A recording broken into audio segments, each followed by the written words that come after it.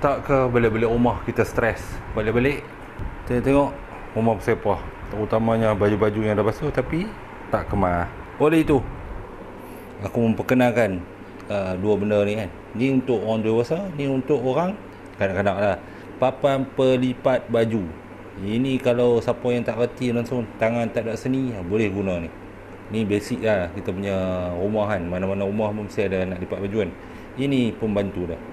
Cara mudah je nak guna. Kita hampak belakang menghadap atas. Lipat dulu bahagian bawah. Okey. Hanya lipat macam ni. Ya. Dan nampak akan dapat macam ni lah. Dia punya hasil susun sizing yang sama. Jadi hampa nak simpan dalam wardrobe tu lagi best lah. Lagi jimat ruang. Okey geng. Untuk orang dewasa agak besar dia punya papan ni. Yang ni yang kecil kan, untuk budak-budak, untuk anak sekolah rendah boleh lagi lah baju dia. Apa kita try. Ini baju, letak sini. Lipat tangan pula. Tu terus boom. Tu kita tekan-tekan sikit.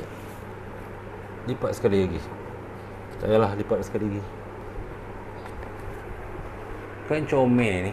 Kan?